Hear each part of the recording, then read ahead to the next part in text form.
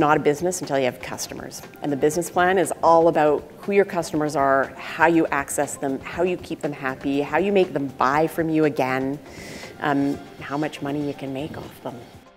Good evening, everyone.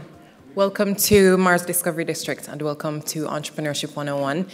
Warm welcome as well to our satellite center partners who are joining us from all over Ontario. It's a great evening, and we have Jane Kearns, who is the Senior Advisor for Cleantech Venture Services, here with us. She'll be speaking to us about writing your business plan and other communication tools. So she'll sort of set up the context for when a business plan is important and what you need to have within the body of the business plan to make sure that it's effective. So Jane Kearns, Jane is a Senior Advisor here at Mars. She is with the Cleantech Venture Services group. And she's been here at Mars for quite some time. She's a recognized leader in sustainable innovation and in the clean tech space before it was even called clean tech, I believe, which is really, really funny. She co-founded, grew, and profitably sold a full-service renewable energy company called Clean Energy Developments, and leverages over 15 years of experience in environmental finance, clean tech, and sustainability sectors to help build businesses that matter. Throughout her career, she has advised entrepreneurs and executives on project and equity financing, mergers and acquisitions, strategic planning, and business development. And she also helped launch Columbia Business School's first environmental finance course, which that's fantastic. Thank you for doing that, which continues to be taught in its MBA and EMBA programs, as well as Columbia University School of International and Public Affairs. She's a great person. I get to work with her from time to time. She comes down to the corporate office to visit us, and she has lots to share, lots of experience, and great learnings that she can share with you. So please join me in welcoming her to the stage. So sadly, that is true. I have been working in clean tech and clean tech venture capital since before it was called clean tech. I used to think that was a cool badge of honor. I now just think it makes me feel really old. Full disclosure on tonight. I tried really hard to get out of speaking tonight. Gina knows that I tried to back out. So how many of you were at Mark Zimmerman's lecture 2 weeks ago on the business model canvas? So the vast majority of you, I'm assuming the vast majority of people that are watching online as well. So Mark stood up here on this very stage and said, don't ever write a business plan. The business plan is dead. And so I'm now going to take an hour and tell you all about business plans. So it puts me in a bit of an interesting position. So I'm going to explain sort of when you would use business model canvas, when you would write a business plan, because in spite of what Mark said, there are still times when it is relevant. The business model canvas is an excellent way to see a business on one page. It is a much more dynamic, iterative, sort of easy to use model or process. A business plan tends to be a bigger, heavier document, and in spite of all the people that say your business plan is a living document, it does not live. It gets put on a shelf and it collects dust. Once you've written your document, it's just too hard to go in there and change it. So for sort of managing your business on a day-to-day basis, business model canvas is where it's at. There are times, however, when you do need to write a business plan. Perhaps not so much in ICT. So if you're doing a software company, nobody really wants to see a business plan. But in my world, clean tech, and also in life sciences or health, where the companies take longer to develop, much more capital intensive, heavy intellectual property, the VCs and investors generally still want to see a business plan. I polled a bunch of the VCs that I work with, and over 75% of them said they still want to see a business plan. So it's just a difference in the world between ICT and clean tech, and I'm guessing that health and life sciences sort of falls heavier on the clean tech side of things, just because of the length of time and capital that it takes to develop those businesses. So The other thing is banks still want to see a business plan. So if you are going to a bank for financing, they want to see that. BDC still asks for a business plan. So there is still, I promise, a little bit of relevance to what I'm going to tell you tonight. At least I hope so. I am also going to take a little bit of time to tell you about some of the other perhaps more modern communication tools that Melanie from Google already talked about for those of you who are in the room. It's just really no conversation about business communications is complete without at least some conversation around social media. All right. So before I get into the actual documents and stuff that you should have in there, I have 4 things that I think you should remember just for business communications in general. Communicating is important.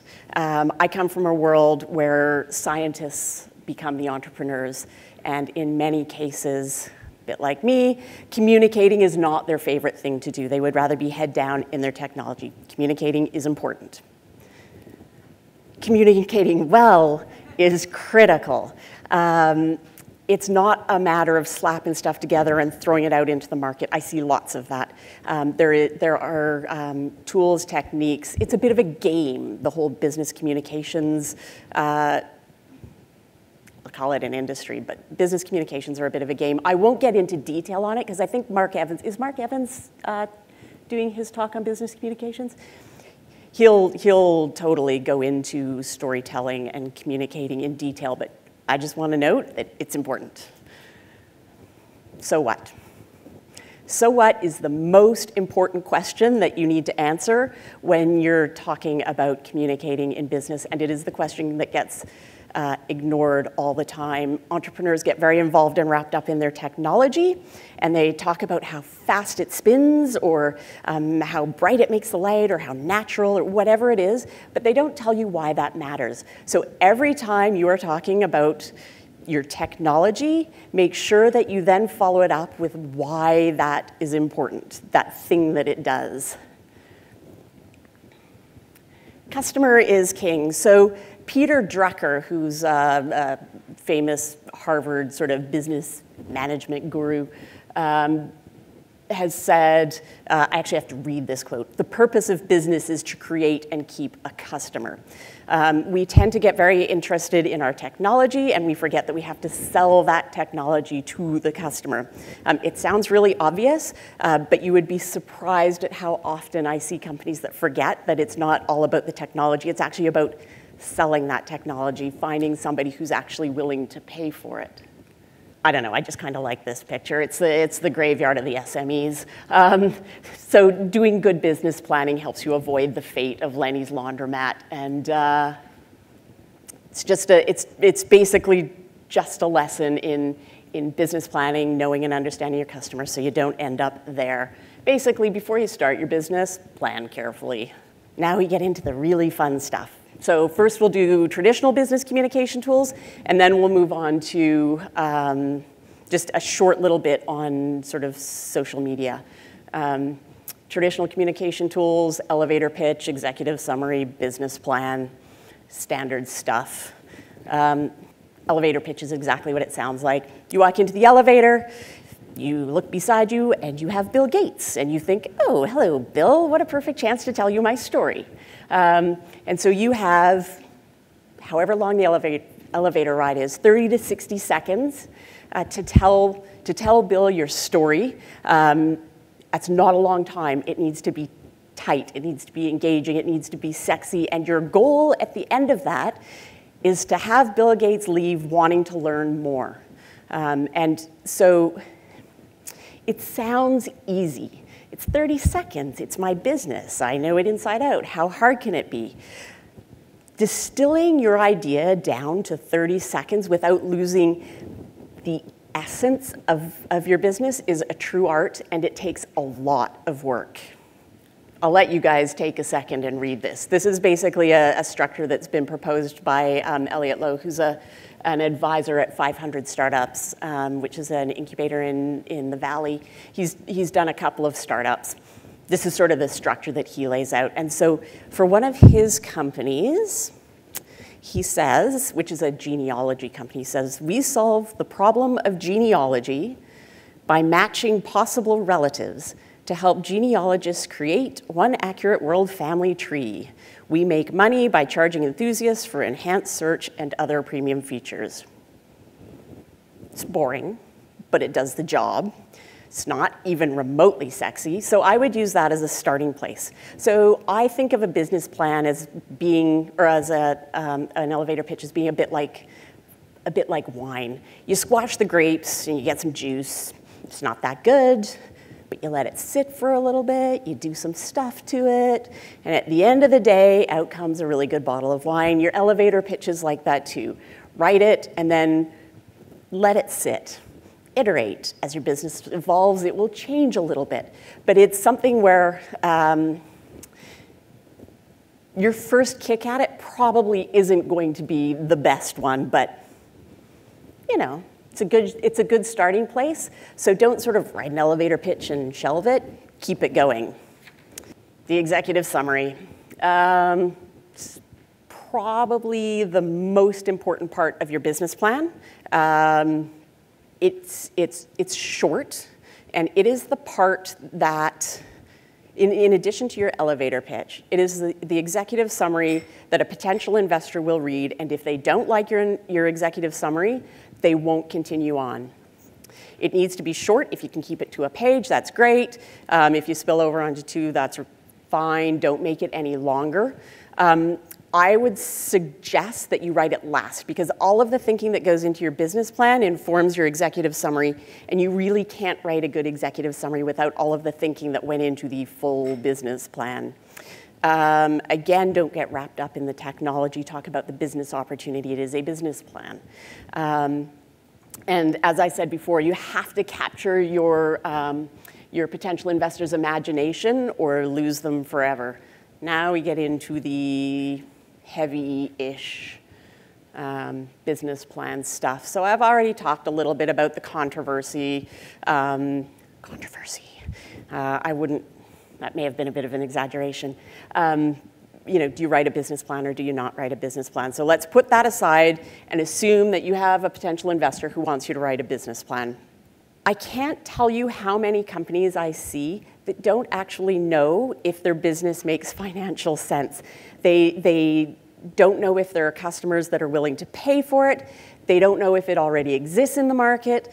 They haven't sort of done all of the thinking and requirements that go into a business plan. So whether you're doing the business model canvas or you're doing the business plan, it's really the thinking that goes on behind it that's important to pull together and really sort of drives the business. Companies don't fail because they can't build their product in the vast, vast majority of cases. They fail because they can't execute. They don't understand their customer. They don't understand their competition. They don't understand the market. All the sort of key segments of a business plan. These are, there's no sort of right or wrong structure for a business plan. There's a zillion different structures out there. You have to pick the one that works for you. But these are essentially the key components of the business plan. So executive summary, which we've already talked about, company overview, know your market, know your customer, know your competitors, figure out how you're going to sell to those customers, figure out how you're going to run the business, the operations plan, your team is key. And your financials are obviously critical. They are the thing that gets ignored, but they are critical. So those are in general the key parts of the business plan. So company overview. It's essentially the About Us section of your website. I don't need to go into a ton of detail. I think we can all imagine what a company overview is. It's exactly what it says.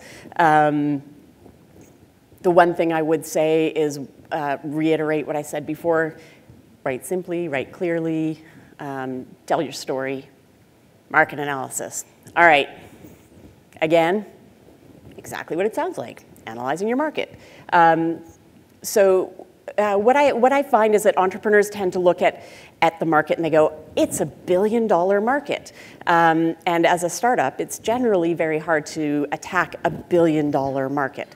And so it makes sense to segment it, figure out where you can get to first in the market. So research the whole markets, figure out what your niche is, pick one or two. This is an area where Mars adds quite a bit of value. We have a market intelligence team. They do research, so they will provide you with the research and the data to help you figure out what your market is and to help you narrow it down. Once you've got sort of the big overview of the market, you need to select your target market. This is key because you need to pick the market that will deliver the most value the quickest. So going back to this idea of the huge market, it's not necessarily smart to go after the biggest market because often the biggest market is the hardest to get to. It takes the longest time, the customers buy the slowest. So I would very strongly recommend figuring out the piece of the market where you think you can get to market quickly, get revenue, and use that revenue as a platform to run the business while you reach out and build relationships and customers in the bigger market segment. Once you've figured out your target markets, you need to basically project how much of that market you think you can get. How many customers are they? Will they be repeat customers? Can economic events affect whether or not they buy? So if a mill closes in town, does that mean your business goes broke? Is it affected by government policies? Based on that, make some projections about your target market in terms of when they might buy, how much they'll buy. And then once you have all of this market information, condense it down into 2 or 3 very nice paragraphs and write your market analysis. Customer analysis, same thing. Analyze who you think your customers are. In my opinion, the best way to go out of business is to try to be all things to all people. So try to identify which customers you think will give you the best chance at success. So ask yourself questions like, how old are your customers? What are their needs, their tastes, their desires? Where do they live? What's their income? What are their buying habits? What's their lifestyle? What motivates them? Understand who your customers are. You need to prove to an investor that you truly do understand who your customers are. You also really do need to understand your competitors, and I find this is generally the part of the business plan that is done least well. I find a lot of companies say we have no competitors, and if they do have competitors, they say they all suck. Usually it's not true. Usually the competitors have been in business longer than they have. So that is generally a risky statement to make. And there are competitors. So just because it's not a direct competitor doing exactly the same thing as you doesn't mean it's not a competitor. So if you run a movie theater, you're competing against other forms of entertainment for those dollars that people would spend going to a movie. So there is. So make a list of your competitors, understand their product, figure it out, do a summary, understand their strategies, their objectives, how they're going to market, who their customers are, and understand their strength and weakness in comparison to your own product. I actually like to see a chart that basically is, your company plus all the competitors, the various sectors that are important for your technology or your product, and how all of the companies compare in each of the sectors. All right. Marketing plan. So you figured out who your market is, you figured out who your customers are, now you have to figure out how you're actually going to access those people and make them buy your product or get them to buy your product. So marketing plans based on the 4 Ps, product, promotion, price, place. Product, probably you've already talked about earlier, that's what you have, what you're selling, so don't repeat it. Nobody wants to see it. The business plan is long enough. Don't add volume to it by repeating things you've already said. Promotion. So promotion is basically how are you going to reach your customers? Are you going to have trade shows? Are you giving away free stuff? Are you advertising online? Are you advertising in traditional media? Think through how you're going to reach your customers and then explain why you've chosen the method that you have. Price. What's your pricing strategy? Are you high-end, expensive, top of the line? Are you the cheapest product on the market? How are you going to price it and why? And place is basically how are customers going to find your product? Are you opening a retail store? Or are you having distribution channels? Are you only an online store? Are you working with resellers? Whatever it is, how are people actually going to find your product so that they can buy it? And that bit about partnerships is oftentimes selling requires that you form partnerships. Either you form relationships with distributors, you form joint ventures, joint development agreements. Explain what those partnerships are, where you are in negotiating them. Hopefully you've already nailed down a few when you're out looking for money, and how those are going to benefit your ability to sell your product. Operations. Basically where you dig into the nuts and bolts of your business. How are you going to manufacture your product? How are you going to transport it to get it to market? How are you going to deal with the regulatory environment? How are you managing your inventory? This is all of the stuff that goes into saying how you're, basically just how you're actually managing your business. This is nuts and bolts of how you're managing your business. This is another section that I find often not done that well, because you're sick of writing by this point. You've done all this research, you've been writing, you got this document, and you get to the team, you're like, I know the team, I'm gonna drop in the bios and call it a day. I would strongly recommend that rather than just dumping in the bios, that you explain why that team member's expertise and experience will help you achieve what you need to grow the business successfully. I would also suggest adding in your advisory board and board of directors if they exist, and how those team members are going to join in the development of the company. And the one thing I would also say is don't be scared if you don't have every team member in place. You're a startup. It is assumed that you don't have every team member in place. So don't ignore it. Acknowledge that you've got some gaps so that they understand that you understand that there are some gaps. Perhaps you already have a potential candidate identified. Let them know.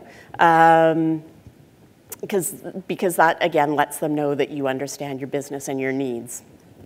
This is really important. This is the third section that I often find is either very badly done or just flat out missing. Entrepreneurs like their technology. They don't like building spreadsheets. So I am going to take 20 seconds and let you actually read through these things. I'm not going to talk to each one of them.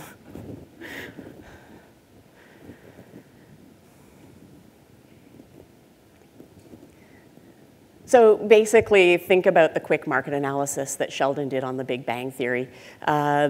It was a very quick and easy way to discover that Penny was never going to retire on penny blossoms. There are so many businesses that don't actually do the math to figure out if they have a business. You need to do your financials. You need to do projections. I know it's not easy to project, but you just need to state your assumptions and try to understand all of the components that go into your business. I'm not going to go into detail on financials or projections. There's a whole other lecture on that. So I will totally leave that to the expert. But I just want you to know that this section is actually important. So if you do decide that you want or need to write a business plan, there are just a few things that I would recommend keeping in mind. These are sort of Jane's rules to writing a business plan. Don't think these are written down anywhere real other than in my noggin. So it's not all about the technology. This is a business. So yes, your business can do all these super cool things. Say that we can do these super cool things, and then answer, so what? I will regularly go back to answer so what. It's shocking how many times a day I say that to the companies that we work with. You need to tell me why all of these cool gadgets actually matter. Do not ever say, and I'm serious about this one, so actually pay attention. Do not ever say, all I need to get is 1% of this billion-dollar market and we'll be a huge successful company. Every investor will shut you down. You need to, that's sort of the top-down approach. You need to come up with the bottom-up projection of how you're going to get to that 1% to be a big company. So understand the dynamic that is driving your company, how many sales you need to have, how you're going to get at those sales. All of the stuff that we've talked about so far with accessing the market, really important. And again, I see this every day. It doesn't work, and investors will just discount you immediately. We've talked about this one, but again, I kind of like the picture. Yeah, you do have competition. It's somewhat counterintuitive to think about an exit strategy when you're just starting up a business. The whole point of starting a business is to grow and run a business. But if you're writing a business plan, which is what we're talking about tonight, chances are that you're writing a business plan because you need to raise capital. That investor needs to understand how they can get their money out of the business. So are you going to grow a huge company and have an IPO? Explain that that's your exit strategy, and explain why you think that's realistic. Because honestly, we don't see a ton of IPOs, especially not these days. If you think you're more likely to be acquired by a strategic, so by a corporate partner, explain who you think those corporate partners might be, and why you think it's realistic that you could be an acquisition target. All right. We've all seen The Dragon's Den, right? And if you haven't, you need to watch it before Bruce Croxton shows up at the next one. We've all seen those, the pitches where the entrepreneur comes in and basically talks about how they valued their business at $5 million, and the dragons all go, but you don't have a customer. And they say, but it's a huge market. The investment community feels the same way as the dragons, even though that's a television show and we all tend to discount it. A lot of what they say specifically about valuation is real. So have a realistic valuation. You can't start putting big numbers on your company until you actually have customers and you know that you can sell the product. If it's just an idea, won't fly. So don't ignore your milestones. You really do need to sort of sing your praises. Let everybody know what you've achieved. Milestones are very important. So investors like to see that you have milestones. Plus, the investment process takes time. And so while that, I would say, generally speaking, you're not going to bring investors in under 3 months, and often it's 3 years. I mean, it can be a very long process. They often will like to follow the business, start to understand it, start to see what kind of customers are actually interested in the business, make sure that there are customers. So over the course of the time that an investor is doing due diligence, it makes sense to say to them, all right, I plan to hit, I plan to do ABC over the next 3 months, and then you go away and you do ABC, and maybe you throw in D for good measure, and you go back to them and you say, you told me to do A, B, and C, and I did them, plus I threw in D, and they say, well, that's great, and it shows that you can hit your targets, that you understand what it is that you're actually trying to do with building the business. It gives you credibility. Investors love that. So don't ignore your milestones. Keep it simple. We've talked a little bit about this already, but basically, writing a business plan is not like it's not War and Peace. Writing needs to be clear, it needs to be short, it needs to be coherent. Don't use flowery words. You basically want, if somebody's skimming the document, you want them to still get the context. And they will skim the document because they get hundreds and hundreds of business plans a year. I'm going to say a bad word, Stefan. Just warning you right now, you may need to bleep me. Do not baffle with bullshit. Investors will see right through it. Speak clearly. If you don't know something, don't talk in circles around it. Don't use words that are somewhat nonsensical. Write clearly and keep it simple. Don't ignore the big gaping holes. Investors will see them. They're, again, not silly and naive. They know that there is a huge gaping hole. So acknowledge that you have it, and then tell them that you have a plan to fill that hole. This is where we get into the stuff where my expertise is much more limited. It does not take a rocket scientist to figure out that I am not a social media genius. Or anything even remotely close to it, in fact. But you really can't have a conversation about business communications in today's day and age without talking about social media. Social media has fundamentally changed the way we as people communicate, but how businesses communicate to their customers, their potential customers, their stakeholders, whoever their audience happens to be.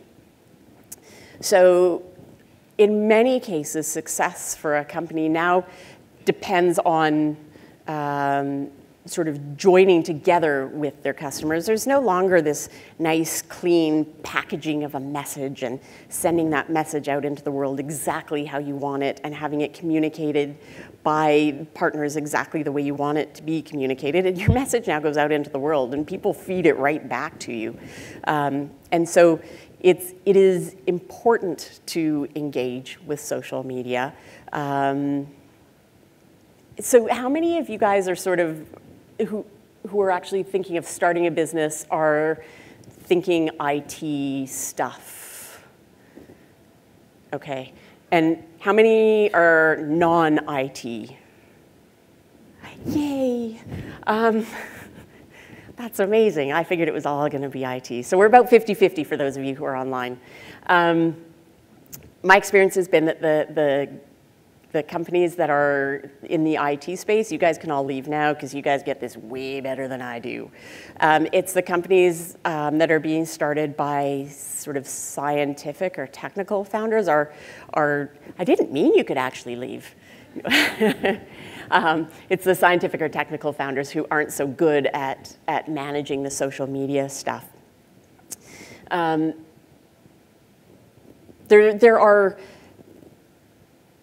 There are decisions that need to be made. You have limited time and limited budget and a zillion different social networks. So you now need to figure out which social networks you need to be on, why you want to be on those ones, and how you're going to engage with them. So for each social media option that you have, you need to try and figure out what you want to gain from it. Who do you want to reach? How consistent is your publishing? It's essential that if you're going to choose to engage with social media, that it's not sort of part-time. You see it with bloggers who will often, they post a blog and then they post another blog and they do 5 or 6 and then they disappear for 3 or 4 months and they pop back up and they say, I'm sorry, I disappeared, I'm really going to be committed to my blog now, and then they sort of fade away again. And you can't do that as a business. You need to engage your audience and you need to keep that audience engaged. So short version is pick your networks and then pick how you're going to engage with them and how you're going to engage with your customers on the other end, because you're going to have this flow back and forth. I want to very quickly talk about video. Video is really crucial these days. It's the easiest way to tell a quick story, to get potential customers engaged, potential partners engaged. It means that in this day and age where we have sort of short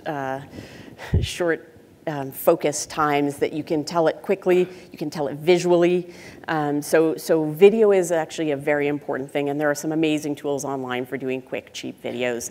But be creative, because people don't watch things for longer than a few seconds that aren't interesting or creative or capture their imagination and attention right up front. So tell your story. Use the video to tell your story. And then the other thing that I want to talk about a little bit is just sort of general thought leadership. So one of the ways as an entrepreneur to get recognition, credibility, awareness is to engage on social media. So go to the, you probably have customers right now who are on some forum somewhere asking questions, and you probably have the answers to those questions. It is a really easy way to get out there, to engage. This coming from an introvert, I mean, I can't even engage online, but it is a great way to raise your awareness, awareness of you in the community so that people start to actually recognize your name, understand what it is you do and the expertise you bring, and so they'll start to search you out. And you are often associated with the brand that you are also trying to build, and so it's a great way to build brand for your company. I heard a story years ago now about a woman who opened a bakery. And she was trying to sort of get customers into her bakery, and it was slow. And she found, accidentally, because she also loved shopping.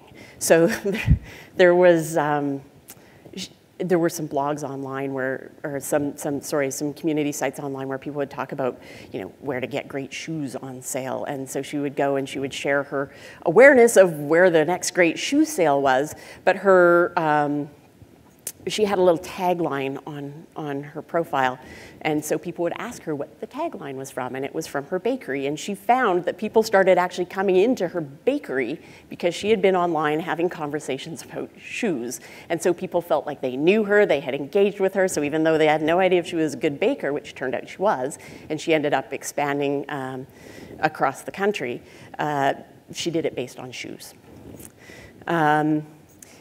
And then I want to just, on that sort of thought leadership piece, I'm going to end with a little piece about Mint.com, because before they launched, I suspect most of you know Mint, but for those of you who don't, it's a web portal where you basically amalgamate all of your various bank accounts and investment accounts, and all of your financial information goes into Mint.com, and then it sends you, guidance on how you can reduce fees and blah, blah, blah. So how this startup company got all of these people to link their bank accounts into the Mint.com website is sort of an interesting story, because frankly, why should I be giving all of my financial information to a website? So what they did was they actually started with sort of a personal finance blog, and they gained people's trust. They became the go-to place for personal finance, and they would engage with all of these people on personal finance. If you Google Mint.com, if you Google, I think it's personal finance or personal financial solutions right now, Mint.com is still the #2 hit behind Wikipedia. So they gained this credibility, and they've maintained it because they have found ways to communicate with their customers who they never meet, but they communicate with them online, and they've earned and gained their trust. So I don't know, for me it's a fascinating example of how you can actually engage with potential customers online and gain enough trust that they're willing to share all of their personal financial information with you. It's fascinating to me. So you kind of got the traditional, you got a little bit of the newer stuff, and so I am open for questions if you have any. While people are transitioning to the mics, Jane, just there are a couple things that you mentioned before that I just wanted to point out. So if you are in any way intimidated by the financial side, if you're writing your business plan, Mars does offer workshops on finance fundamentals. So within our experiential workshops portfolio, there are workshops on finance fundamentals that run throughout the course of the year. So that's one of the resources that are available to you. And Jane also mentioned our market research, our market intelligence platform. That's also on the Mars website. If you're not a Mars client, you do have access to a significant portion of the market research that's on the platform. If you are a Mars client, you have access to the entire portfolio. Well, it's not really a question, but since you mentioned the controversy of whether you should or shouldn't write the business plan, actually I believe the Upstart competition has a deadline in January where you have to submit the business plan. So yes, Yep. for those who plan to participate, they have to. So. Yep, it's true. The reason for that, I believe, I mean, Gina can probably speak to it a little more eloquently, but the reason that they do that, I believe, is because they have to choose the participants, and it's really hard to do off of a pitch deck. It's easier if somebody's actually speaking to the pitch deck, but you really do need to understand a business, you really do need to dig in a little bit. And we actually only ask for a 3-page executive summary, so it's pretty short. Yeah. And once we whittle that down to, last year we had 65 applicants and we got that down to about 25. That list of 25 then met with advisors one-on-one to sort of elaborate on what they were saying in their executive summary. So 3 pages is quite a bit. It's not much if you know the business and you really want to communicate, but it's a significant amount. Yeah, and on the 3-page thing, I don't think I actually said this. Sorry, 1 second. I prefer, if you're going to write a business plan, to keep it to 10 or 12 pages because it means you've thought about it, you've condensed it, you only have the relevant stuff in there. The 90-page business plan, nobody will read it, so don't waste your time. Yeah. Yeah, in regards to the business plan, I know relatively what I want to do, but what I'm looking for is a comprehensive template that I can use to maybe plug in and go back and forth and find, to address certain issues. I recently found out how not to pay for energy. And so that's one of the things that I'm going to use to do my business. Never pay for energy. And by doing that, I have an up on everybody else. So I'm trying to find some stuff to help me to target not only that, but to get funding outside of Mars. There's tons of funding outside of Mars. You guys need to start checking. Yeah. Start talking to people. There's way more funding outside of Mars than inside of Mars. I found a funder at a protest. So you can find people anywhere. It's true. So I'm actually just going to speak quickly about the idea of the 2 things, the idea of the business plan template. There's tons of them online. My experience with them is that you can often tell that somebody's used a business plan template to write the business plan because, as I mentioned when I was, remember the circle that had all the components of the business plan on it? Really, the things you need to tell in your business plan are different from business to business. And so when you have the template, you tend to get stuck telling things that are maybe not so relevant or important for your particular business. So just be aware of that. As you're writing it, there's amazing resources online. I could have had pages and pages of links, but frankly, just Google it and you'll find amazing stuff. The second thing that I probably should mention is it is hugely valuable. If you're going to write a business plan, write your own. Don't pay somebody to do it.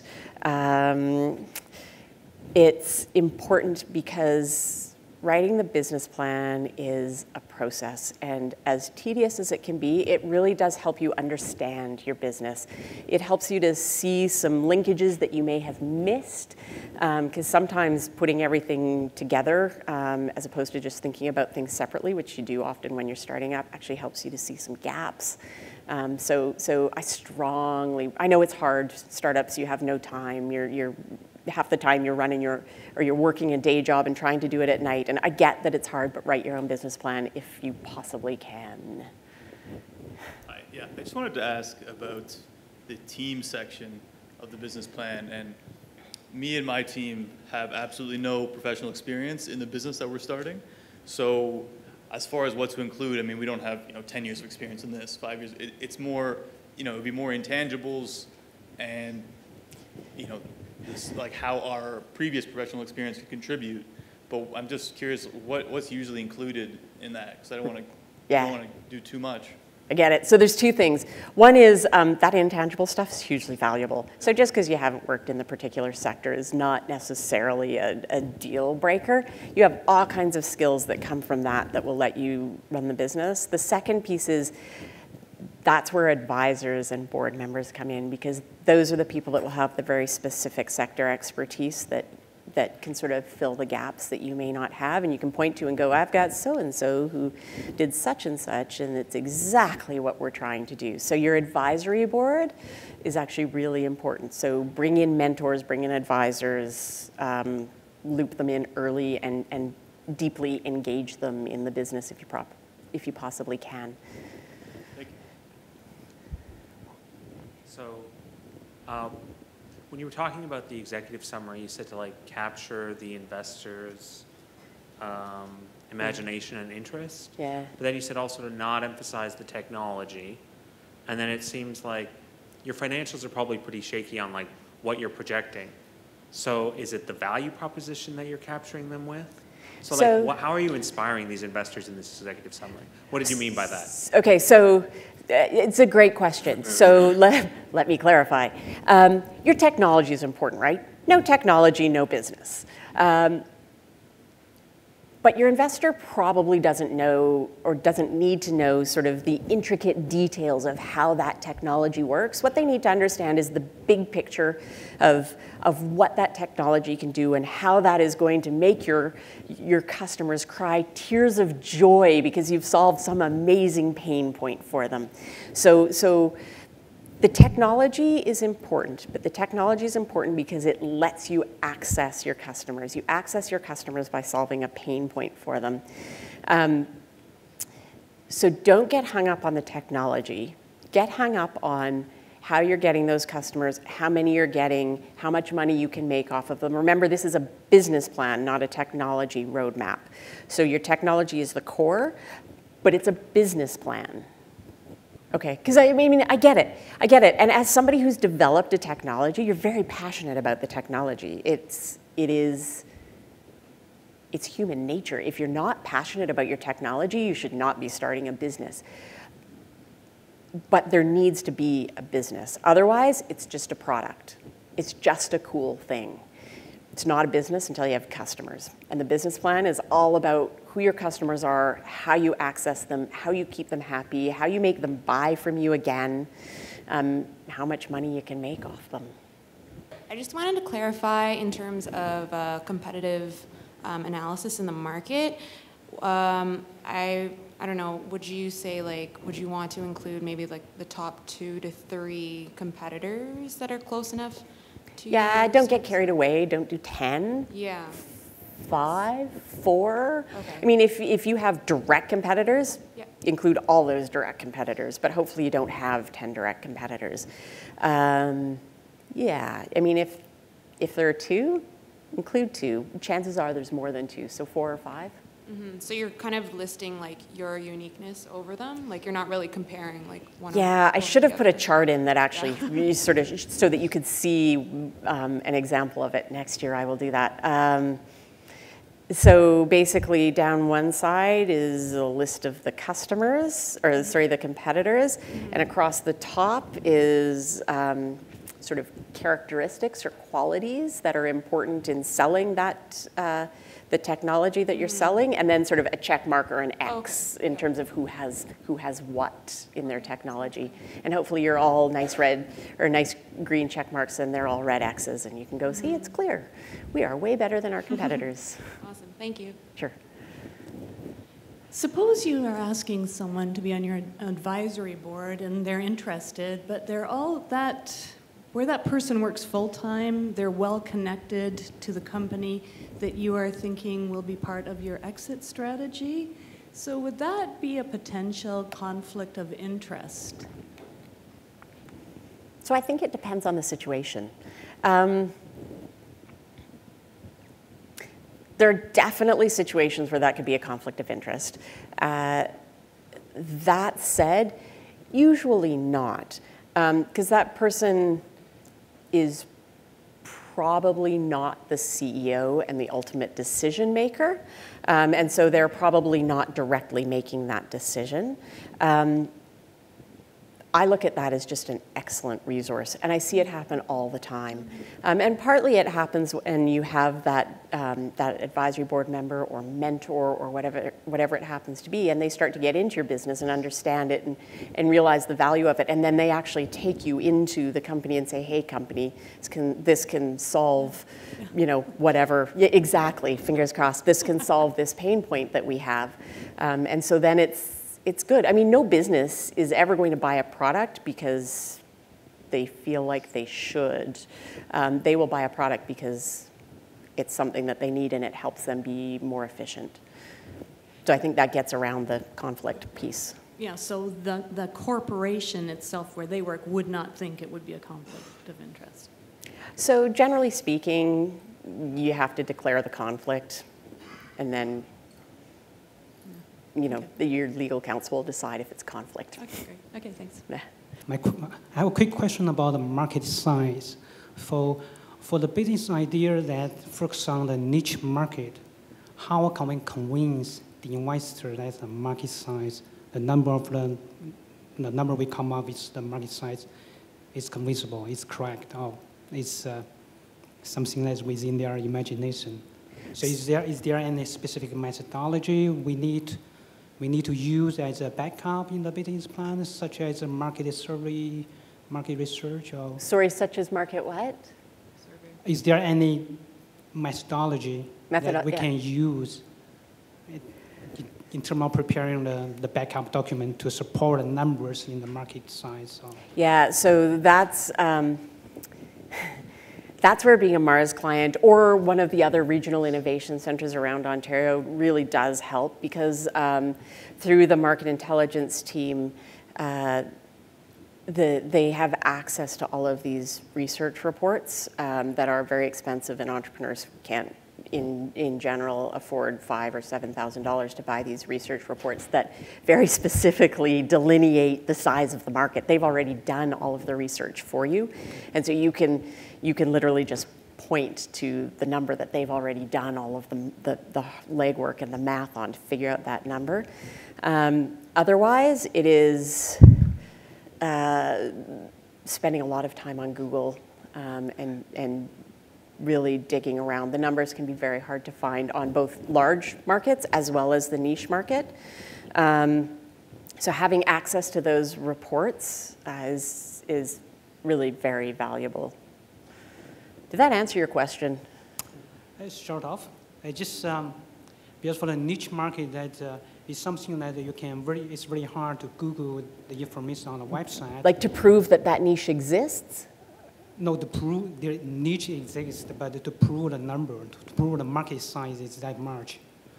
Yeah, so, again, seriously, it just comes down to digging. It is not.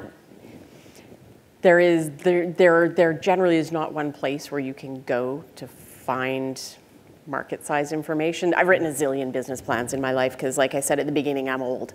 So I come from the days of the business plan. Finding market size information, whether it's for a huge market or a niche market, it is hard to come by, and it just requires work and digging and persistence, or access to some of the market intelligence reports that already exist for industries. You'd be surprised at how many niche reports exist. Okay, thank you very much. All right, thank you so much, Jane.